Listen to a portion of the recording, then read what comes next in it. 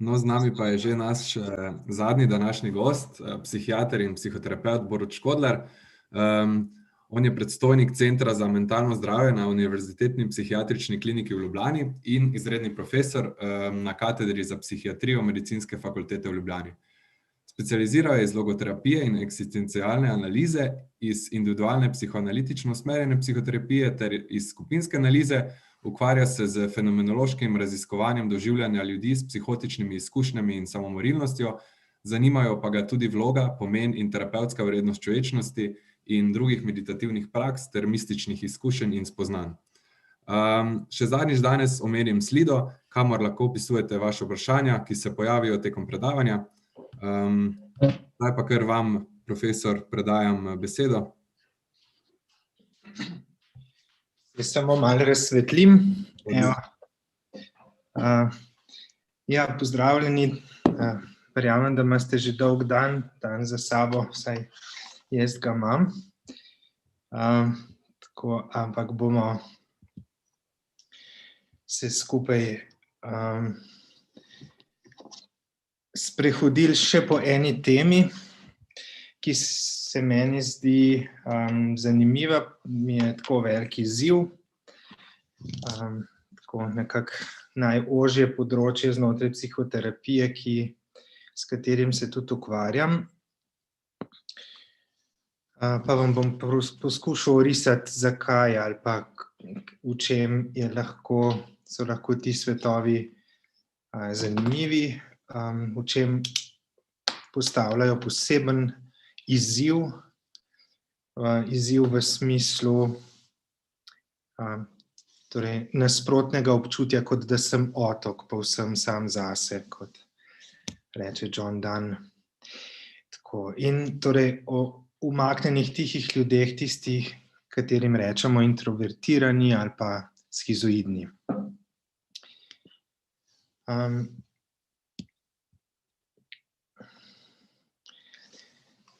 Če se kratko sprehodimo, torej sem v ta povzetek zapisal, pa bomo šli od stavka do stavka, pravzaprav skozi tole naše druženje, pa ga bom vsakega od njih majčkeno bolj razložil oziroma pojasnil, kaj sem z njim mislil.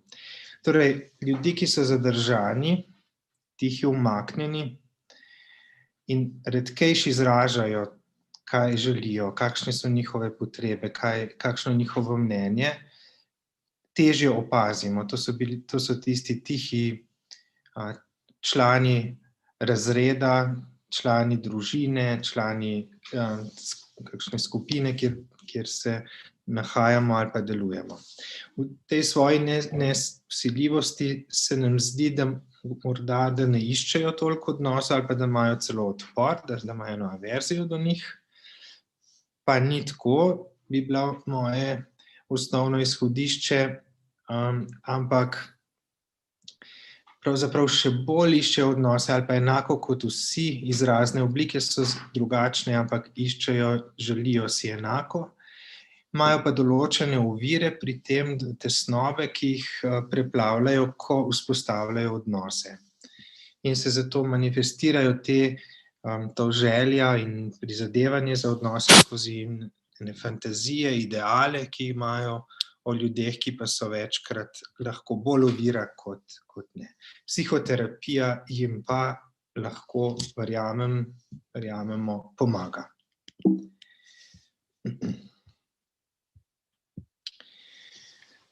Torej, uvodoma bi seveda poudaril, da ljudje, ki so umaknjeni, ne pomeni, da so vsi umaknjeni zaradi tega osnovnega geštalta, okrog katerega bomo danes se pogovarjali, torej introvertiranosti ali pa shizoidnosti. Bom takoj pojasnil, kje so določene razlike ali pa kje morda tudi ne. Ampak ljudje so, to hočem poudariti na začetku, so lahko umaknjeni tudi zaradi drugih razlogov. Lahko gre za eno socialno tesnobnost, socialno anksioznost, kjer ko ta ni prisotna, ljudje čisto normalno vzpostavljajo odnose in so z njimi. Lahko so izogibajoči po eni osnovni, lahko so recimo izogibajoči zaradi paranoidnosti in tega, ker imajo občutke, da jim drugi ljudje kaj slabega želijo in hočejo. Lahko imajo zelo nizko samopodobo, pa se zato umikajo. Lahko jih je sram zaradi nekega konkretnega dejanja ali pa zaradi tega splošnega občutja. Lahko imajo zelo slabe odnose oziroma razvojne pogoje, so imeli slabe izkušnje v odnosih in jih to nekako dela negotove in se težje zaupajo v odnosih. Skratka, razlogov je res lahko več in moramo nujno eno diferencialno fenomenologijo, diferencialno psihopatologijo, niti ni vse to psihopatološko, ampak tako vseeno eno diagnostiko prej narediti, predno se opredelimo, kaj je to. Ampak to, kar bi danes bolj poudarjali ali pa se ustavili, so tisti ljudje, ki jim je ta neka naravna naravnanost v odnosih takšna, da so bolj zaprti, da se pri tem, ko so med drugimi ljudmi nekako orientirajo glede na svoje notranje psihične vsebine, bolj kot na to, kako so z drugimi, bolj kot na neko pripadnost, fluidnost z drugimi ljudmi, ampak se bolj nekako ločene in s sabo ukvarjajo. In imajo močno refleksivno, močno tako imenovano refleksivno mišljenje in jih to pogosto ovira, da bi se vključili, da bi pretočno, mirno sodelovali z drugimi ljudmi. To nekako je introvertiranost, tako v osnovnem jungovskem smislu, kot sicer, ko je prešlo v našo osnovno psihološko terminologijo. In odnosi te ljudi načeloma izčrpavajo oziroma jih preplavljajo. In zdaj introvertiranost je nekaj, kar lahko rečemo, da je prirojena medčloveška naravnanost in jo nekateri avtorji od skizoidnosti ločijo in rečejo, da skizoidnost je pa tisto, ko človek si takšna občutja pridobi oziroma se mu zgodijo zaradi neugodnih, neuglašenih, traumatizirajočih odnosov. Nekateri pa vidijo v skizoidnosti eno ekstremno obliko introvertiranosti in jaz se bolj najdem med temi drugimi. Torej, jaz vidim skizoidno pozicijo, skizoidnost kot en del, torej spektra introvertiranosti bolj proti koncu tega spektra in ne bi opredelil, ali je to med podedovano in pridobljeno. Tukaj se namreč, mislim, da oboje precej prepleta lahko in da so določeni genetski deli pa določeni pridobljeni tekom razvoja pri teh oblikah velja in torej vidim in se pogovarjamo torej o ljudeh, ki so tukaj, kjer je ta odmaknjenost od drugih neka temeljna izhodišče ali pa naravnanost, ki jo poznajo. In ne glede na to točno terminologijo, so ljudje, ki so, kot smo omenili, tisti, ki jih težje slišimo, zaznamo v svoji okolici, težje zaznamo njihove želje in potrebe.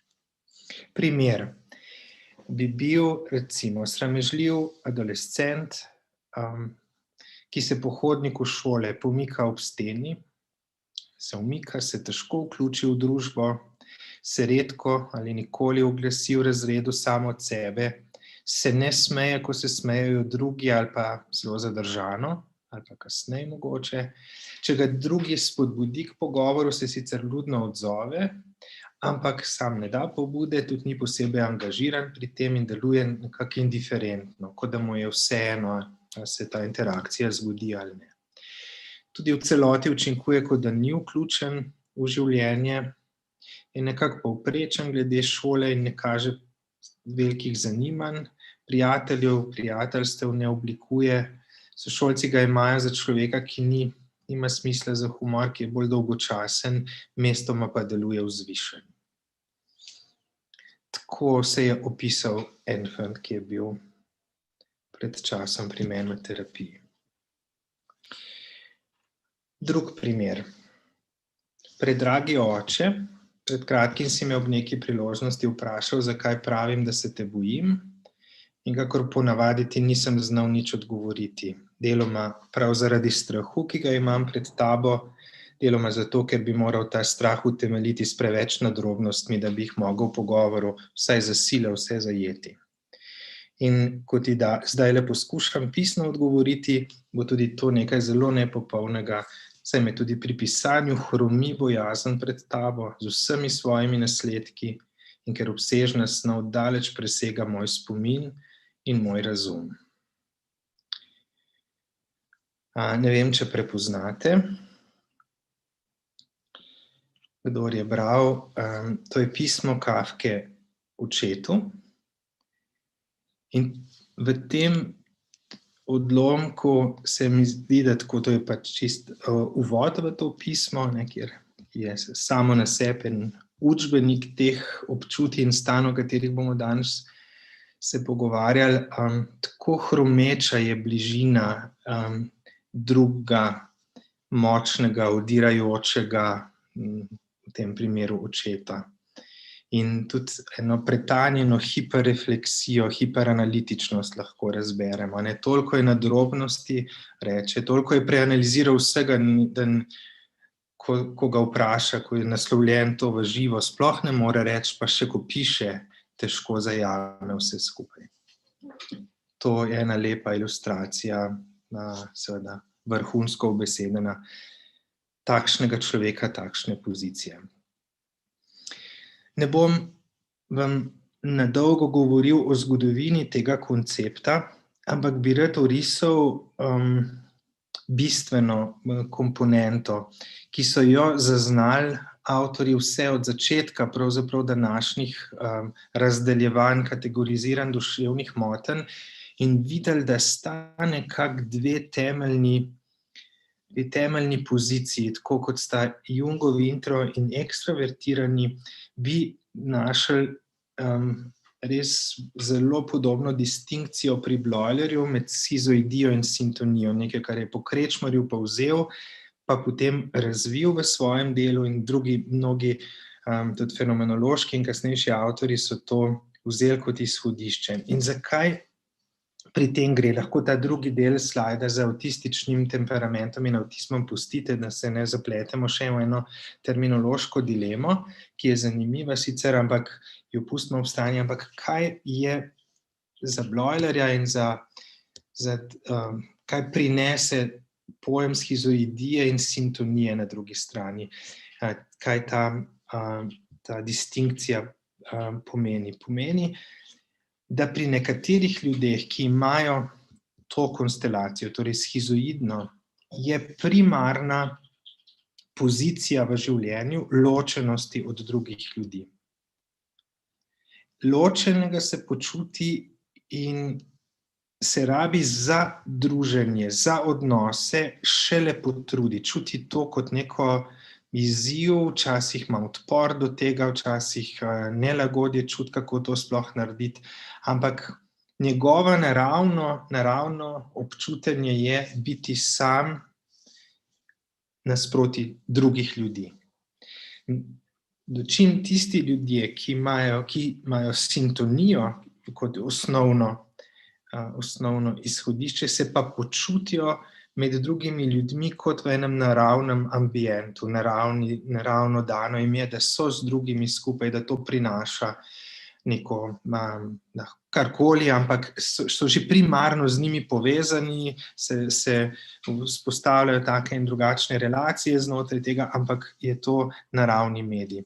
In nekako ti avtorji s Krečmarjem kot omenjen na čelu, Bloilerjem in kasneje tudi Minkovskim, ki je to nadgrajeval, pravijo, da sta obe ti poziciji nekako prisotni v vseh od nas, samo tudi psihoanalitik Brill, ki je tukaj omenjen, je to tako pojmoval, skratka, da vsi imamo neko razmerje teh dveh pozicij. In tudi verjetno res lahko se spomnimo obdobij, ko nam je bila ena bližja, druga težja in obratno. Zagotovo pa velja, da je nekaterim Torej tisti, ki so na bolj ekstremnem delu, bolj na tem polu, da jim je schizoidnost vsem pretežni del, glavno izhodišče, in drugim ljudem, tem, ki so na polu sintonije, ekstravertiranosti, tudi to gre za res podobne, je to naravno.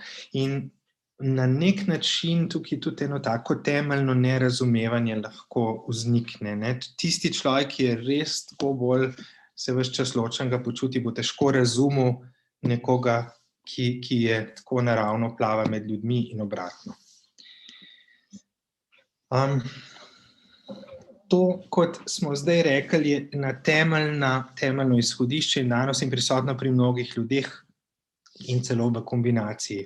Pri nekaterih je pa to zgoščeno, izostreno v tako nekako postavljeno, rigidno obliko, da je to tako, da so ujeti v to pozicijo ločenosti, pozicijo, ko so v svojih samotarskih dejavnostih, ki jih tudi izbirajo in ki se zatekajo v svoj fantazijski svet, ki tudi težje izražajo čustva in doživljanja in zelo težko delijo to z drugimi ljudmi.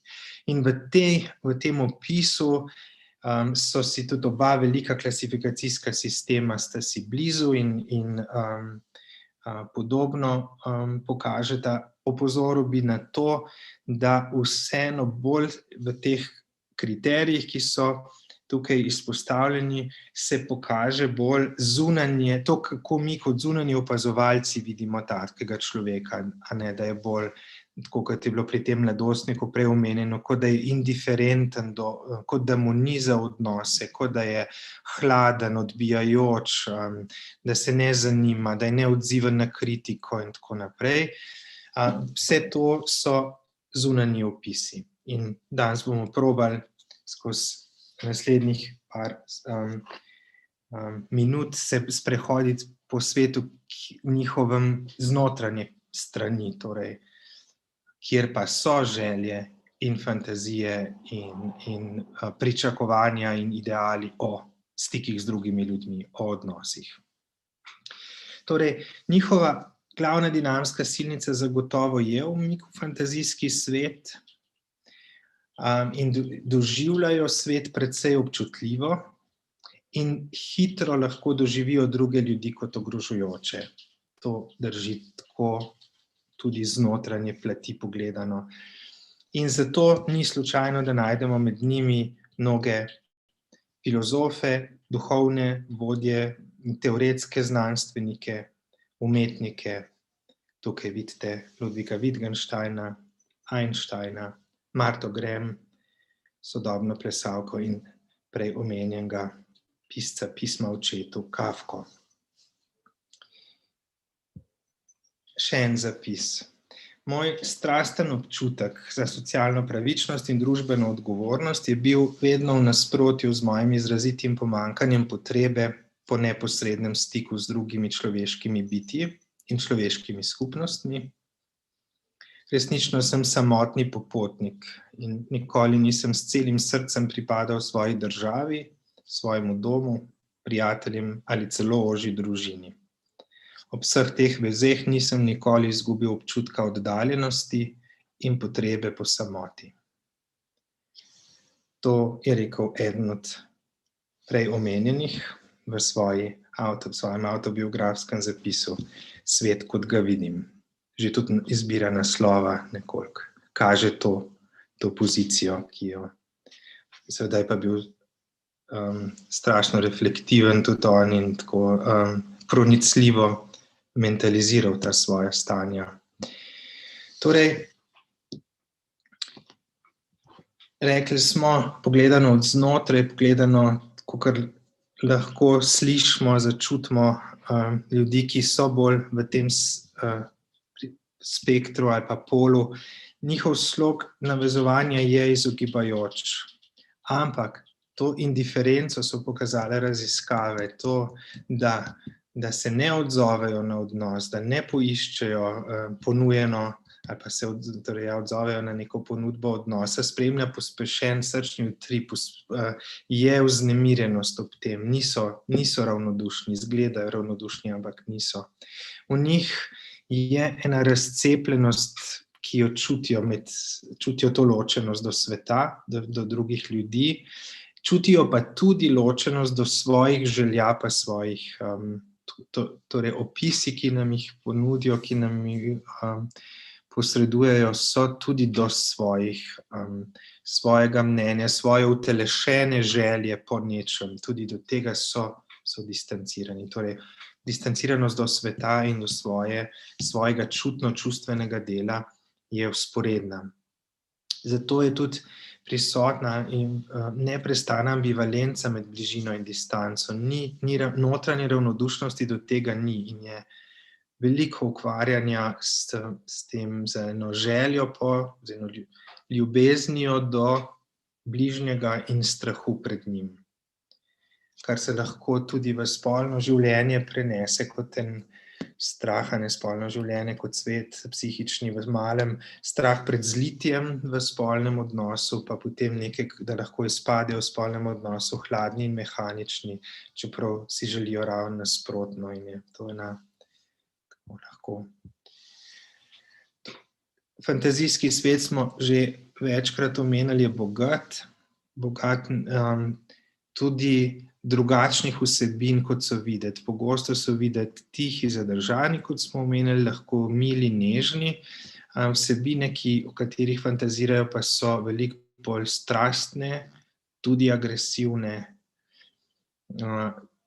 Pogosto se počutijo preplavljeni z odnosom, nekako požrti, zaseženi v odnos in se po eni strani si to, ko so oddaljeni, želijo in imajo to fantazijo o enem ljubezenskem prepletanju, zlivanju ali pa tudi prijateljskem, v eni veliki bližini, pa hkrati tudi o grozi, nevarnosti tega. In pogosto, pa skoraj brez izjeme pri šizoidnih ljudeh, to ne preide. Ta burni fantazijski svet ne preide tistega zidu, za katerim smo drugi ljudje, ki jih vidimo kot tihe, umirjene, lahko ne indiferentne, celo hladne čustveno. Postajajo opazovalci življenja drugih, pa vpliva drugih ljudi na njihovega, se distancirajo in delujejo tako, kot smo že rekli, ironični, lahko ekscentrični, celo vzvišeni.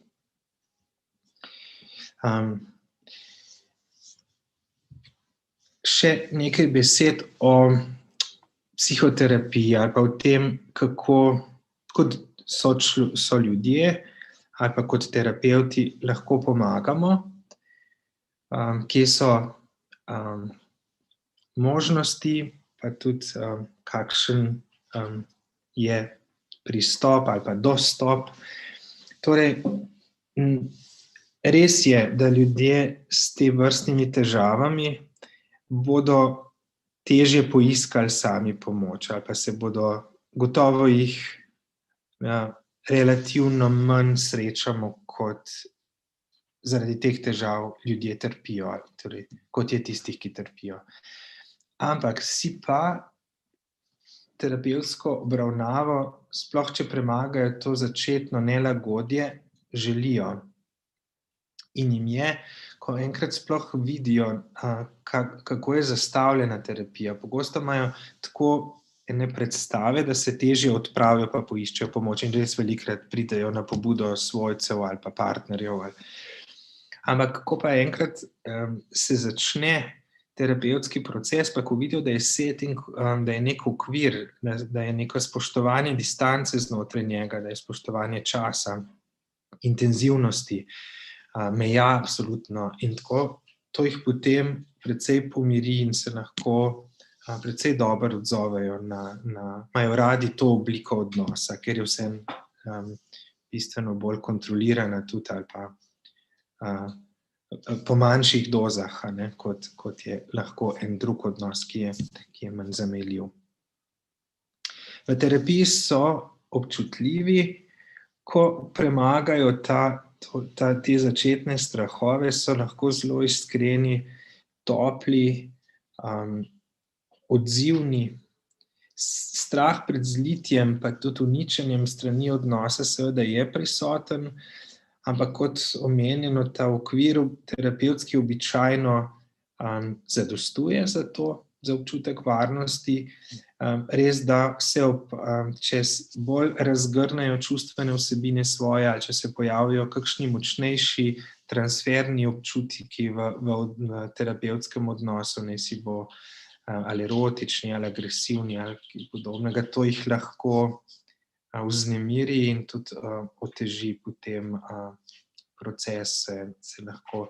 Zato moramo ob zavedanju te konstelacije in tega strahu, te razdvojenosti med željo po odnosu in strahom pred njim, zato je previdnost in tudi počasnost na mestu. In v začetku, ko to še ne premagamo, ko še ni vzpostavljen proces, lahko delujejo tako tihi, suhoparni mogoče, ali pa skopi v vsebinah, nekako prazni, tudi mogoče z eno težo, mučnostjo, ki jo sami doživljajo, seveda pa tudi v prostoru, v odnosu se vzpostavi njihova utrplost nasproti tega, da bi morali nekaj odpirati, govoriti in tako, kar je težko in nimajo veliko izkušenj. Vendar in na drugi strani lahko še precej pa torej, ali je praznina, ta otrplost, otežen govor, lahko pa je dosti intelektualizirajoč, torej zelo reflektiven, z veliko analizami, opažanji, refleksijami, poln govor, ampak nečustven, seveda, ker je. Skratka, to so lahko, običajno so to v začetnih delih procesa težave, da lahko naletimo na eno ali drugo, torej na malo besed ali pa preveč besed, ampak izoliranih od čustev. Občutljivi, senzitivni so za neuglašenost v odnosu in se bojijo zapustitve, navezave in zapustitve. Veliko njih ima s tem že zgodovino neuglašenosti, zato je to tudi tema pomembna predelav. Pomemben je pristen odziv naš na njih, pristno odzrcaljenje našega občutja in tudi te, če pride do vrzeli, kot rečemo, da začutimo, da se človek ukvarja z neko neuglašenostjo z nami ali pa z nekim nelagodjem, da to naslovimo, vprašamo, se zanimamo za to in to v enem sprejemajoči atmosferi. In zaključujem. Tako kot sami nihajo ti ljudje med osamljenostjo in to ranljivo nemočjo, ki jo čutijo, pa eno vzvišeno, polno idealov pozicijo, to sem mogoče malo manj omenil, ampak je lahko izrazito prisotna, da imajo nekako kompenzatorno, obrambno, precej visoke predstave o tem, kako bi morali odnosi biti, kako bi morali potekati. Tako, če si predstavljate, da če že ne morem imeti odnosov, si pa razložim, da pač ne morem, ni noben tako nekako dober in toliko zmožen in pogovorov na tej ravni, kot sem jih sam sposoben. Torej, to njihovo nihanje med nemočjo pa vzvišenostjo, med eno veliko željo po bližini pa enim odbojem v distanco, ki jo nekako neprostovoljno izbirajo oziroma so vanjo vrženi, nam je lahko ob njih težko in lahko to njihovo odmikanje tudi doživimo kot oviro, tako našega odnosa z njimi, kot tudi, ker opazimo, vidimo, da težko napredujejo sami ali pa težko polno živijo, da njihovo krčovito ostajanje v ločeni, odmaknjeni poziciji soobstaja z klicom drugih ljudi, ki pa je v njih samih, iz njihovega središča je ta klic, ali pa v njih je sprejemnik tega klica. Tako da je res to in jim v tej razdvojenosti rabimo pomagati in smo lahko kot terapevti, kot sočutni, občutljivi so ljudje, lahko most, torej, ki svojim zanimanjem, svojim vstopanjem v njihov svet z poskusom uglasitve, z njihovim načinom bivanja v svetu, jim lahko pomagamo prevajati njihova občutja in dileme v jezike, ki jih tudi drugi ljudje razumejo, da premoščamo, pomagamo premoščati te razkorake, da lažje najdejo tisto, česar se najbolj bojijo, če tako rečemo, odnos z drugim in jim s tem tudi pomagamo biti manj otoki. Hvala za pozornost. Najlepša hvala vam, profesor Škodlar. Dobili smo tudi nekaj vprašanj, tako da bi kar z njimi nadaljeval. Ene par se jih dotika pogostosti šizoidne osebnostne motnje, pa tudi pogostosti introvertiranosti in kolikšen del te bi spadal v to šizoidnost. Ja, zelo težko je v številkah, nekako velja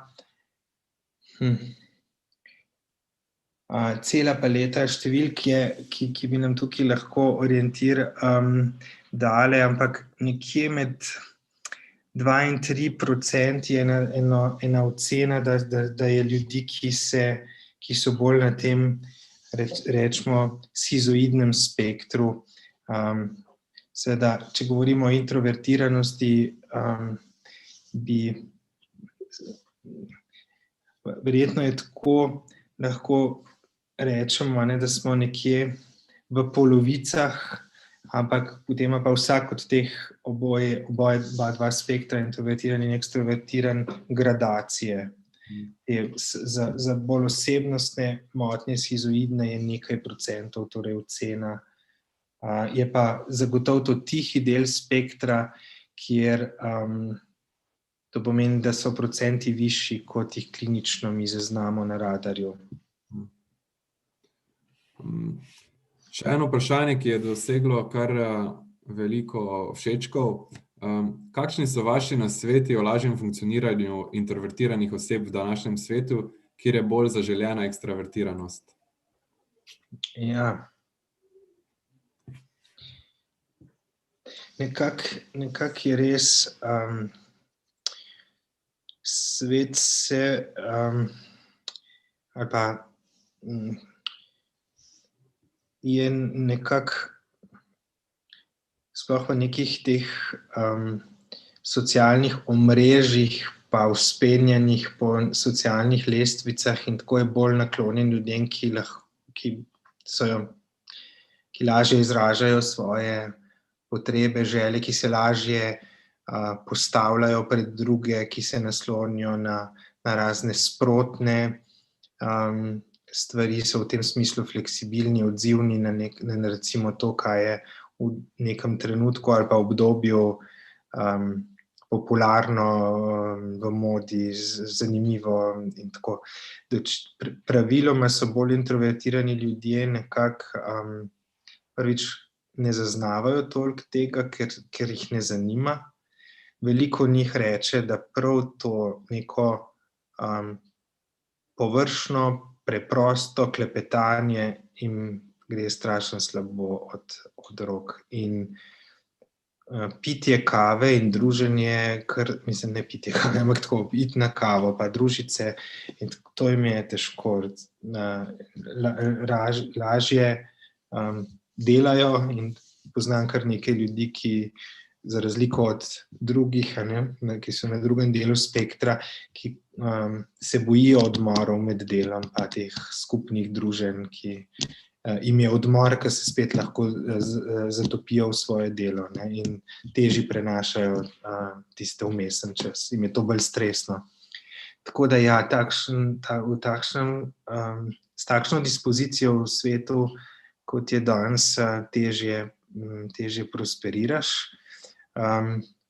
Seveda so okolja, ki to cenijo, so delovna mesta in tako naprej, kjer bodo take ljudi, ki so resni, ki so zelo analitični, potopljeni, zatopljeni v to, kar delajo, ki so neke stvari tudi razvijali, odkrili in tako naprej, bodo cenili, ampak oni morajo biti odkriti.